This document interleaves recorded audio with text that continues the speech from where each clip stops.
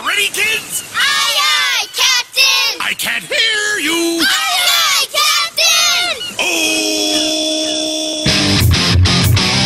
Are you ready, kids? I said, listen to pineapple under the sea. SpongeBob SquarePants, absorbent and yellow and porous is he. SpongeBob SquarePants, if nautical nonsense be something you wish. SpongeBob SquarePants, then drop on the deck and flop like a fish. SpongeBob SquarePants, SpongeBob SquarePants, SpongeBob SquarePants, SpongeBob SquarePants, SpongeBob SquarePants.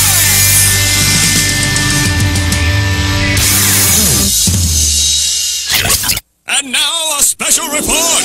In July of 1999, the world was first introduced to SpongeBob SquarePants. I'm ready. I'm ready. I'm ready. I'm ready. At first considered too bizarre for mainstream success, it has become one of the most popular television shows in history. Join us as we discover how this little yellow sponge became a worldwide phenomenon. It's not only a program, it's become a lifestyle for a lot of people. I don't think we can possibly overestimate how much this has penetrated American culture. SpongeBob is the coolest thing on the planet. How many times you watch a cartoon, you get a big belly laughs, and you feel good about it? I mean, I like the fact that he's yellow. I like the fact that he's porous. Hydrodynamically designed. I like the fact that he wears pants. You can be any age, any race, any type of person, and you can relate to this character. Once again, dude, you have split my sides. It was as though the territory that had been once dominated by Mickey Mouse was now being rehabilitated by SpongeBob SquarePants. The central character is a sponge with distinctive taste in trousers. He's the top show on a top cable channel running several times a day. Hamburger, das war SpongeBob. In animation, there are just so many hurdles, so many obstacles, so many difficult challenges. How do you know that your audience is going to take to a sponge character? I mean, wow, that's quite a leap.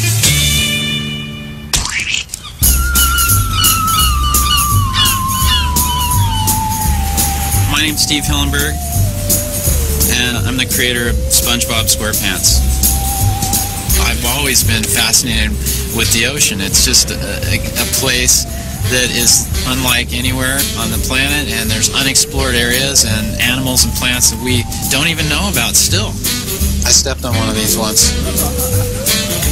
I think my interest in the ocean started with those documentaries that Jacques Cousteau did. It was like looking at another planet. Once more, I drift downward through the blue spaces of the sea.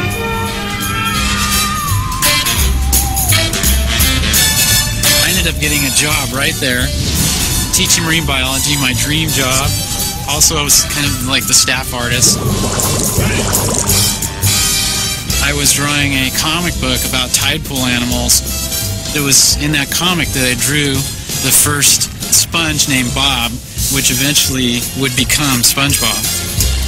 I decided I wanted to do a show about one character that was innocent, well-meaning, and kind of an oddball.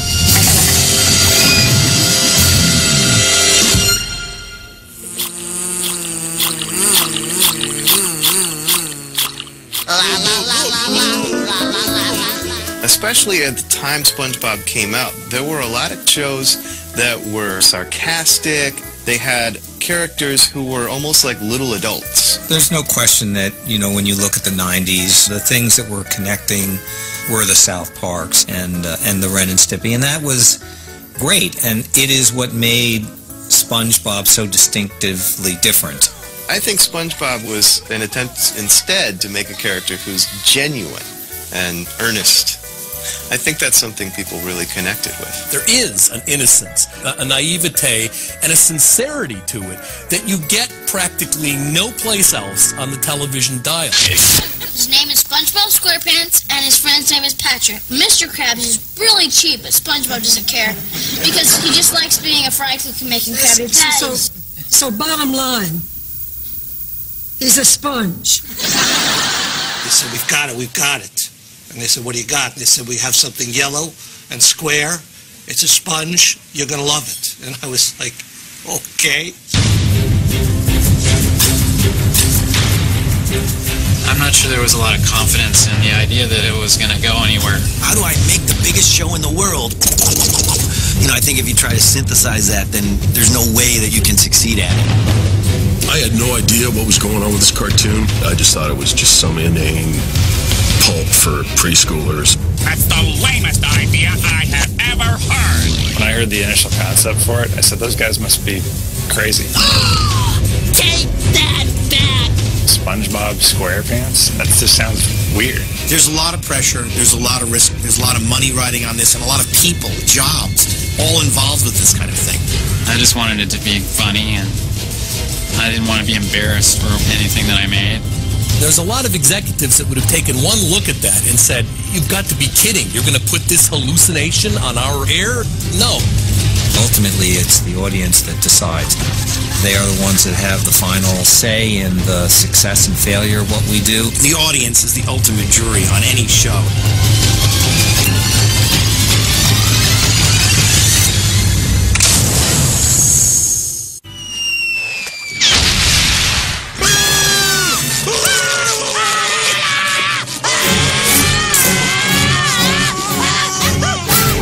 There's a lot of cartoonists who have ideas for cartoon shows.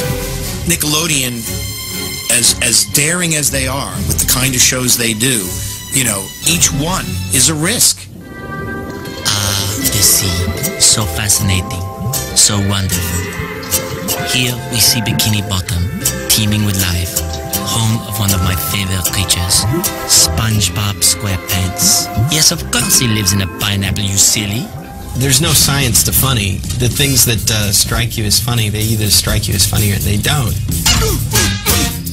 Let's face it, this is one weird puppy of a TV show. These characters are strange. They behave in really strange ways. Things that look like snails meow like cats. It was so different. We just didn't quite know what to expect. But when we viewed the pilot, I mean, it was nonstop laughter.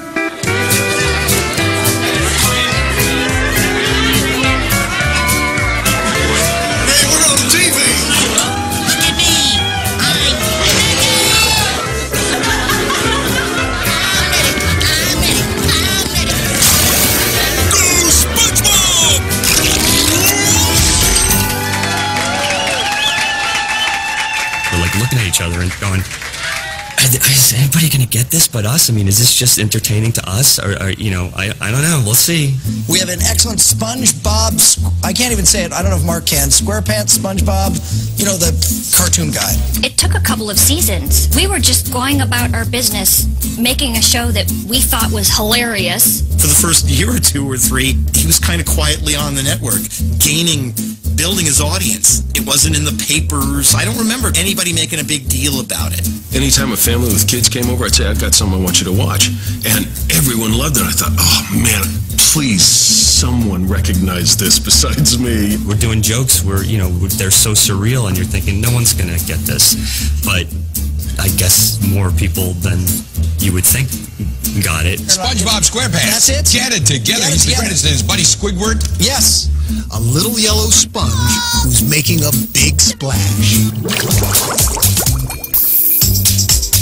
I mean, it is the biggest, most powerful argument for just being open to where your passions bring you. And, you know, look where they brought Steve. Steve's passions were animation and the ocean.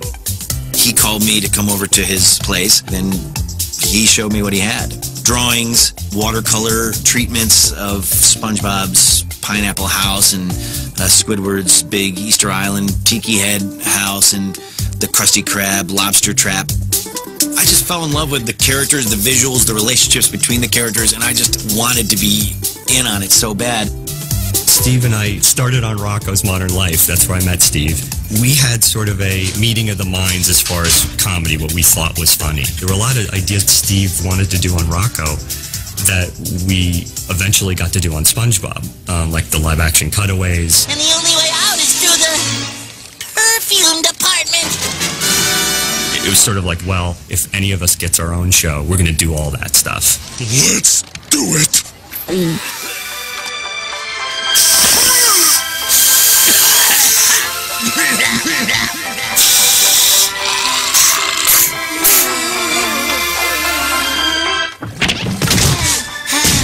I always hate going in there. There was a conscious effort to emulate what we grew up on. We all wanted to do that kind of cartoon. SpongeBob is a really well-crafted show, and part of that is the use of squash and stretch. You know, pulling and squeezing. They can flatten him like a pancake. They can do anything with him. I'm absorbing his blows like I was made of some kind of spongy material. It's incredibly funny. And there's just fantastic writing and great storyboarding. You know, these are the elements of classic animation. We love Bugs Bunny, and we talked about these things. Wasn't that awesome the way this worked and this happened? And we used to talk it out for hours and hours. That kind of thing goes back to the old classic movie cartoons and the theatrical cartoons and the Bugs Bunnies, the things that were done in the 40s and 50s that haven't been done in decades. We're trying to stay true to that, what we loved about cartoons when we were young.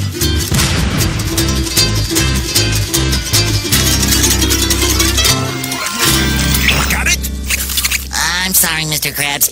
Could you run that by me again? Sure. I said I'm worried that... That's what I thought you said. Now let me offer this as a rebuttal. Donna? What do you want? Can't you see I'm busy? I'm busy, I tell you, I'm busy! You know, Mark Twain said, make your vocation a vacation. Animation's a lot of work. So I definitely felt like, hey, we're going to be here every day. We might as well be enjoying it. F is for friends who do stuff together. U is for you and me. N is for anywhere and anytime at all. Down here in the deep blue sea. There was a sign on my door that said, have fun or you're fired. And I think, in a way, it's true. It was a joke, but, you know.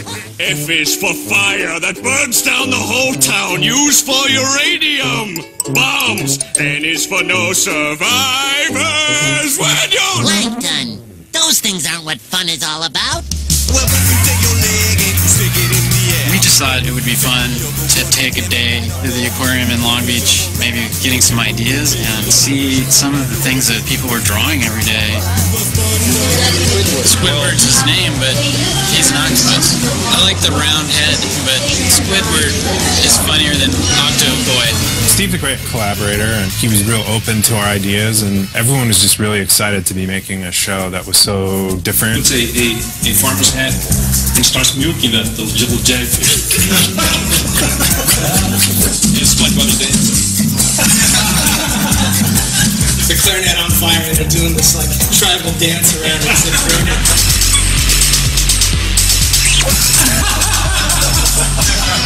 One of the most brilliant things Steve did on the show is choosing the group that's on the show. It is kind of like a relay race, you know. We have writers, and then they hand their thing off to the storyboard artist. We take what's written here and we think of jokes that maybe you couldn't explain in writing. That gets handed off to the cast, and then that gets handed off to the animators. One episode includes about 20,000 drawings. You have to do it all by hand.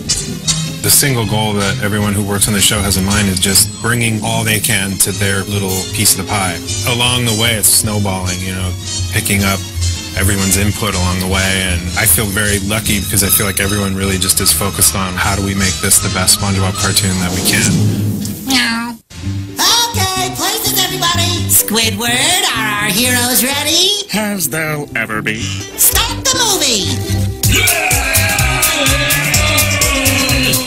Harder still! You heard the little yellow square guy?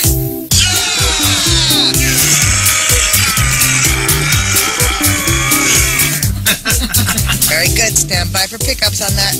My name is Andrea Romano, and I'm the voice director for SpongeBob SquarePants. Cartoons are made by recording a vocal track first. The animation comes afterwards. Somebody has to tell the actors what's going on, how loud they need to be, what does that oof stand for. The characters are the most important part of the show. As crazy as they are, you would like to be their friend too. The great thing is that we were given such a wonderful set of characters. They're an ensemble that you can just milk endlessly. I'm Carolyn Lawrence, and I play Sandy Cheeks on SpongeBob SquarePants. Sandy is a squirrel. She's a land squirrel, but she's living in the ocean as a scientist. She's very bright. She's very motivated, as squirrels are. She likes to do karate.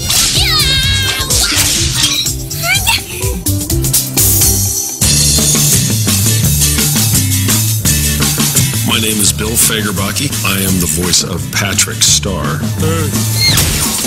think Bill is the smartest dumb guy ever. What do you mean? He plays a dumb guy so well. Now put it on the lid. No, the lid. The lid. The lid. The lid. The lid. The lid. The lid. The lid. The lid. The lid. Almost there. Now head for the lid. Cold. Warmer. Warmer. Warmer. You're hot. You're on fire. Oh, it burns. Okay. Wait. He's the only person I've seen in fiction or documentary that I feel smarter than.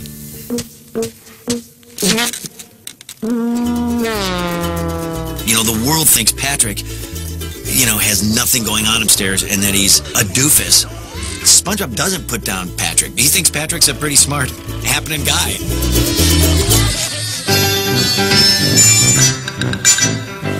My name is Clancy Brown, and I play Mr. Krabs on good days. If I could be any character on the show, it'd be Mr. Krabs. Look at all this cash. Hey, look at all this money. I hope me heart can take it. Well, I'm all right, sonny. He got all the money. He always want more. Let's see. 5-letter word for happiness. Money. It's all about me money. Money. Mr. Krabs, can I have a raise? No. And all of it for me. I always say Squidward is me, in a comic sense. I'm not that sarcastic. Oh, really? Squidward had a Krabby Patty. Welcome to the Krusty Krab, where it's almost as if the evolutionary clock ticks backward. His laugh, it's hilarious. Well, Squidward is mostly grumpy because SpongeBob is always bothering him. Living between Patrick and SpongeBob, Squidward is the recipient of all the craziness, and he's the one that gets hurt and knocked down and humiliated in the end. Ow.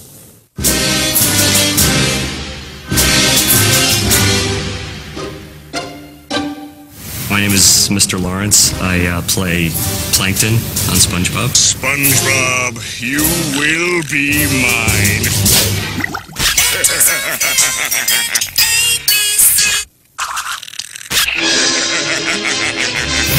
My favorite character is Plankton.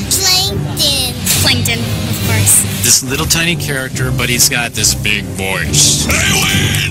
He has one goal in his life. He really wants it to make a Krabby Patty. It's destroying him. All hail Plankton! All hail Plankton! I'm ready. Promotion. I'm ready. Promotion. Ooh, I think I stepped in something. As soon as people found out I was working on it, they all went so crazy. Actors asking me, please, can you find something for me on SpongeBob? I'll come in and play a fish who just goes, because they want to be a part of it. They want to be able to say to their kid there was a part of it. A grown man came up to me, oh, you're so famous. And I said, well, happy days, He said, no. He said, you're SpongeBob SquarePants' grandma. Come here and give your granny her kissy kissy. My name is Tim Conway. It used to be Betty. but I had to change it, you know, in the business and everything. Will you stop calling me boy? My granddaughter said, you know, have you seen SpongeBob? And I said, I don't think so. And she said, you know, you're on it. So I tuned in, and by golly, she was right. Time to come out of retirement. There's evil afoot. Evil! There it is. I've had older people come up, old men. Are you Mermaid Man? You're Mermaid Man? I said, I'm Mermaid Man. Oh, my goodness. And I meet him in person. How about that?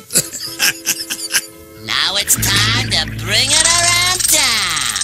Bring it around town. I've had the great good fortune to work with Tom Kenny on many different series, but this show is really Tom Kenny's show. He is SpongeBob SquarePants. My name is Tom Kenny, and for the last dozen years or so, I have been the voice of SpongeBob SquarePants. That's really fascinating. There's a little bit of Tom in the character. You know, there's an innocence and a well-meaning attitude that I think Tom emanates. I think his silliness, the actor's silliness, absolutely is incorporated into the character. He really represents the 10-year-old in all of us who's got a day off from school. He lives in the moment, he's very childlike, and he takes things as they come. He can change into different things. And this, and this, and that, this and that, this and that, and that. I like that he always believes the best in people. He'll never see that Squidward's crabby. It just won't ever happen. He just, you know, that's his buddy. It all comes from an honest place.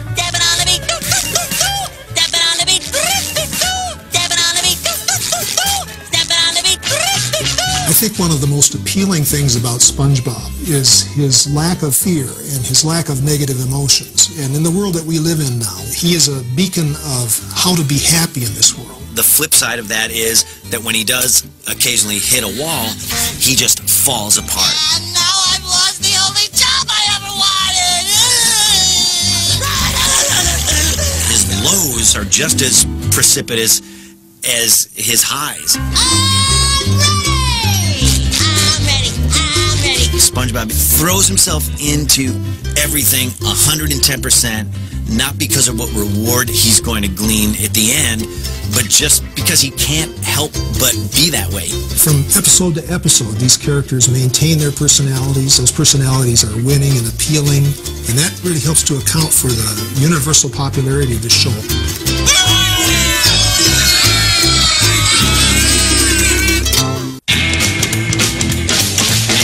He lives in a pineapple under the sea. SpongeBob SquarePants. So nice, and he's yellow, and he's spongy. There he is.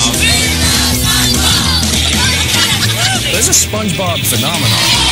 There's nobody cooler than you, SpongeBob.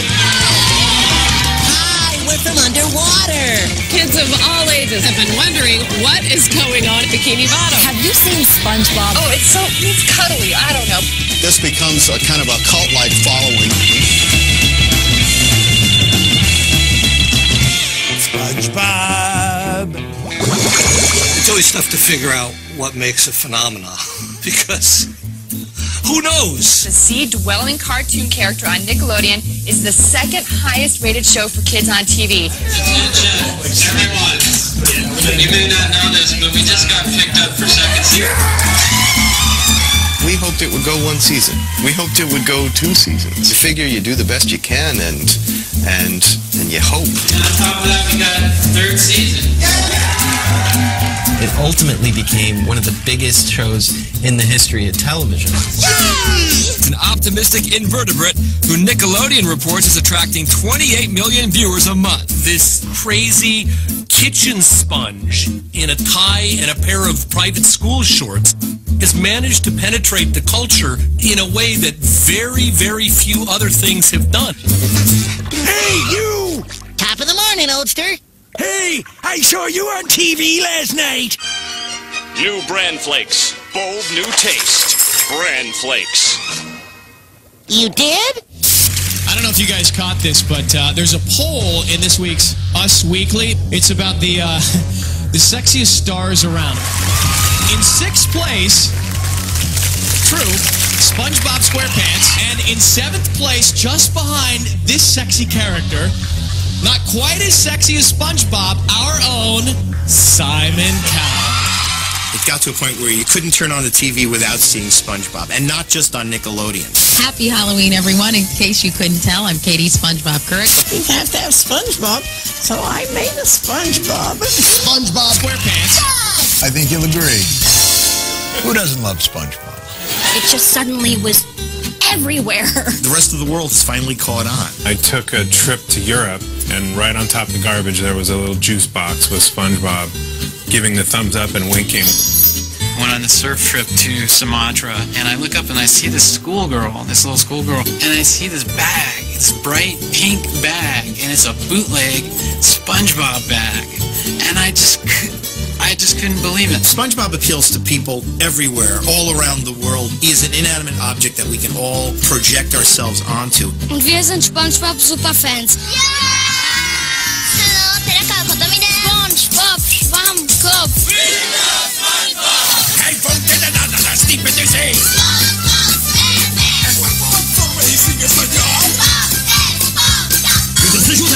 Je n'y dis Tu n'as pas peur des gros méchants poissons. SpongeBob SquarePants.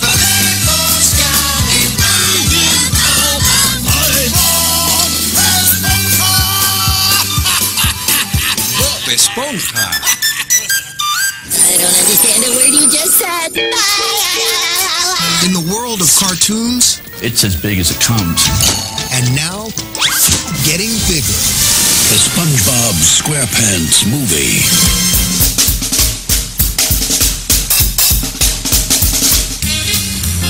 Who are you? I'm David Hasselhoff. Yes, I saw the movie and I liked it a lot. I will never know how SpongeBob learned all those lines. How did he absorb so much? He used to be Knight Rider and was always Baywatch, but now it's SpongeBob with a whole generation of kids who never saw Knight Rider. It's awesome. We chose to do a movie, and the show took a hiatus. Now we had Paramount, the big movie studio, and they had to be responsible, and they're going to approve everything, and I was trying to explain that this is the movie process, and he's like, Albie, that's all fine, but if it's not with my team, we're not making a movie. We did make it. I guess we did. We did all right for a couple of goofballs.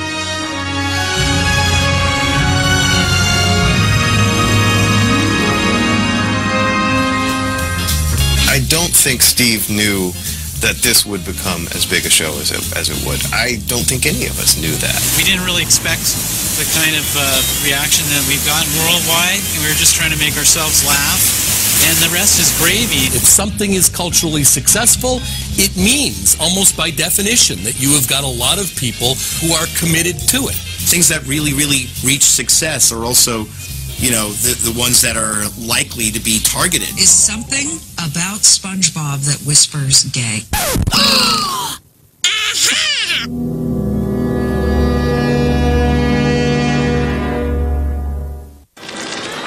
Ready for the greatest Valentine present in the whole world now, SpongeBob! Well, this is where you're gonna get it.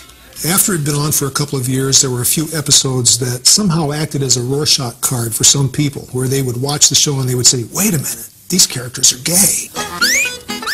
One of the channel's most popular characters is coming under attack from family values advocate James Dobson for his insidious pro-homosexual agenda. Which character?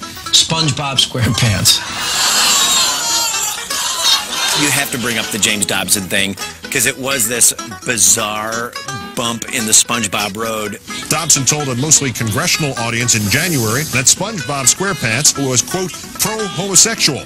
How do we know that he's gay? We don't know anything about SpongeBob. Except that he lives in a pineapple under the sink. It becomes a lightning rod for people, and they see different things in it, and it becomes the stimulus for national discussion. Trick or treat, darling. No treat for you, SpongeBob Queerpants. I gotta be honest, I thought it was the greatest. I loved it. The show did nothing to discourage that. I remember one time they were wrestling for the Fry Cook Games, and they found out that they were wearing each other's color underwear. You do care. It wasn't like when they threw the Beatles records in a big bonfire. You know, everyone in the town came out with their records. nobody wanted to hear it. Nobody showed up to the bonfire. All I'm saying is, why is he wearing pants? He hasn't got genitals.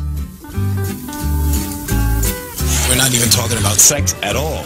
Kids seem to get it. It's only certain adults that don't get it. You know, I think it did help, and it did kind of give SpongeBob this kind of cultural hipness. I think in a way it's a tribute to the show because it has become such an icon of our family existence. You're my best friend ever. You too, Patrick. You know, these were white when I bought them. How did I become president of the SpongeBob SquarePants fan club? I elected myself, and luckily I accepted graciously. Why do I love SpongeBob so much? Why do I breathe the salty sea air? Why do I drink a flagon of grog? Who knows? It just feels right for me. My name's Kristen Flores.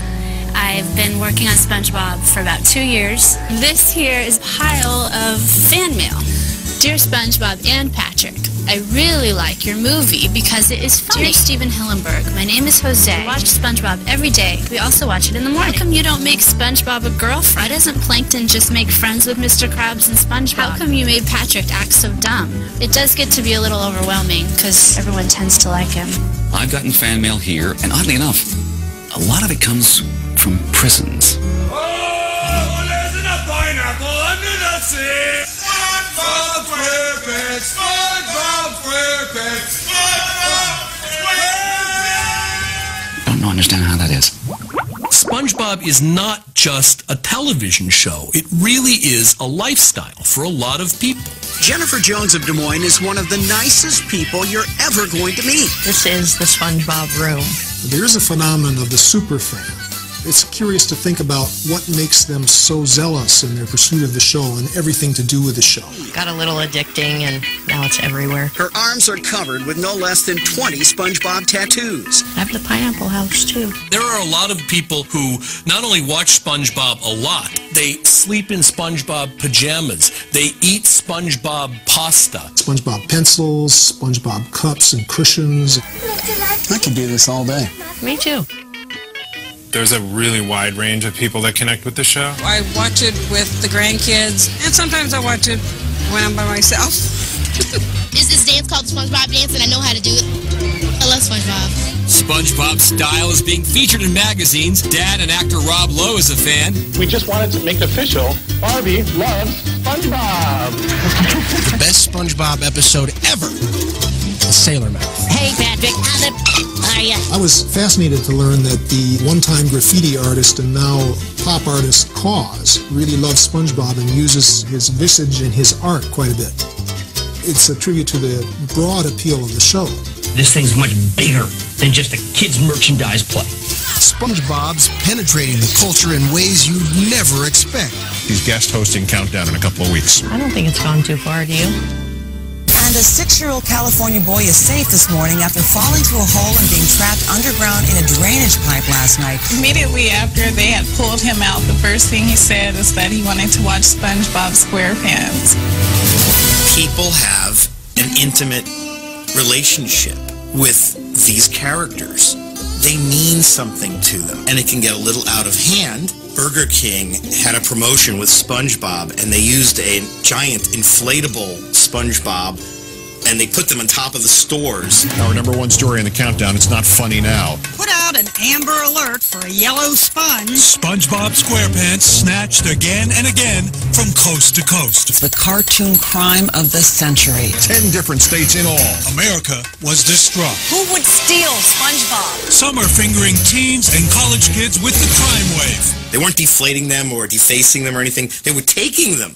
We have received ransom notes that have requested various items like Krabby Patties. We think there's probably a serial SpongeBob thief.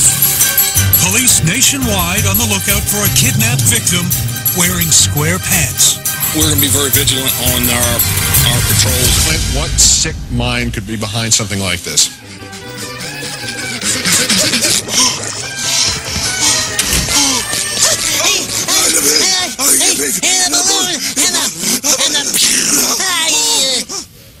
What can I do for you boys? We stole a balloon! If If you can't do the time, don't do the crime. Okay, time's up.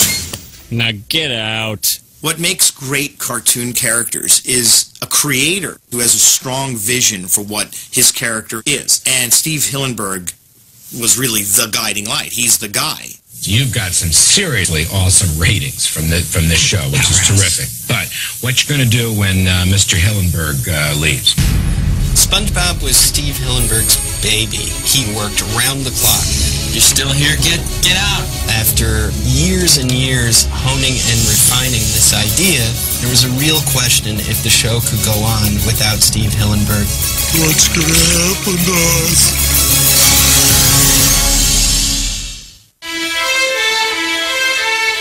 After the movie, I had pretty much decided that I was going to step back and it was time to get some new blood. Oh, no. No. The movie had just been out, and there was a real question if the show could go on without Steve Hillenburg. Trying to start running a show that's not only become a phenomenon, but that has somebody like Steve, it was such an enormous job to take on. It sure is weird around here. Kinda different. That left some pretty big shoes for Paul to fill.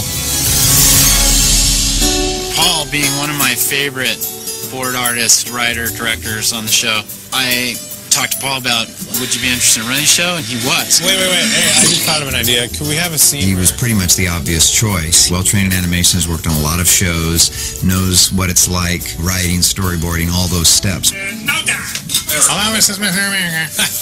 Turned out he was the right guy, and it turned out he had all the right leadership qualities, too. So, Obama is spraying stimulus water on SpongeBob, and SpongeBob represents the financial institutions. I wish they'd leave us out of the politics. Lock! It really is interesting that of all the things that Barack Obama could have mentioned, that SpongeBob is one that actually gets his thumbs up. Barack Obama's favorite TV character lives in a pineapple under the sea. SpongeBob SquarePants. SpongeBob brings us back to a more innocent time, so to speak. Kids respond to it probably because they can relate to the way he sees things.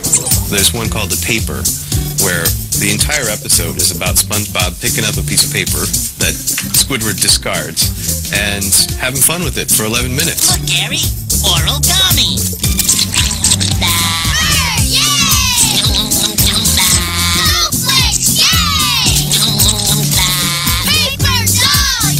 And at the end of the show, Squidward finally gets that piece of paper back and doesn't know what to do with it. Like, it's not magical. It wasn't the paper, Squidward. I am such an idiot. Whatever it is about SpongeBob that can make a piece of paper the greatest fun toy on the planet, that's the magic of SpongeBob.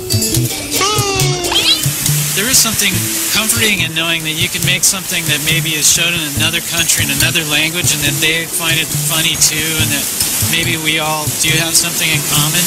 I think that's the thing I enjoy about it most. SpongeBob, it just brings a smile to everybody's face, adults and kids alike. We try to hit the gamut from the 4-year-olds that are just sitting to watch the silly ha-ha stuff, and hopefully there's something in there for his dad who's sitting next to him. Krabs is, Do you kiss your mother with that mouth? I don't think we really change. I think you develop your sense of humour early, and it sort of sticks with you. I have plenty of children in my life, and I watch it as an adult by myself. Oh yeah, SpongeBob makes me laugh. Why, sir, I'm flattered. Really? I don't smell anything. You're on your way, kid. The wit, the edge, the brilliance. I am a SpongeBob devotee. One finger, you can touch it. Sponges don't have hearts. The real ones, they don't have hearts, they don't have organs. But SpongeBob has a heart. Yes, the secret ingredient of SpongeBob SquarePants is heart, but I think it's the heart of a 4-year-old, and a heart doesn't get much purer than that. I think it's so good-hearted and has such a nice generosity of spirit. And just the never-ending optimism of SpongeBob is, you know... Yeah, he's so good. He's just always optimistic, and that's a great thing. I'm busy planning to rule the world! Well, good luck with that. I'm ready. I've worked with Nicole Kidman, I've worked with Mike Nichols, Oliver Stone. I've worked with some pretty big people in this business. Everything is just left in the dust by SpongeBob. When all is said and done, in the history of animated cartoons, I would by all means put SpongeBob SquarePants on the list of the masterpieces. All the great characters in cartoon history, you know, Mickey Mouse, Bugs Bunny, the Pink Panther, you know, SpongeBob SquarePants, absolutely. SpongeBob has arrived. It's in the culture, it's in the zeitgeist. There's something charming and wonderful and innocent and sweet and just so completely huggable about Bob, and that's why he has and will endure.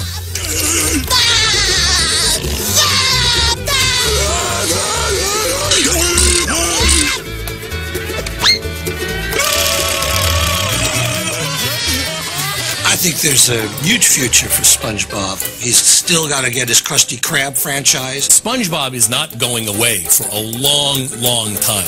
I don't know. It could go 20 seasons. I hope so. I like it here. It's the best day ever. The Best Day Ever is a song that incorporates SpongeBob's worldview and his philosophy. Very sunny, very bubbly, kind of a worldview. And that's the song that all kids come up and sing. You know, they all know that song. It's the best day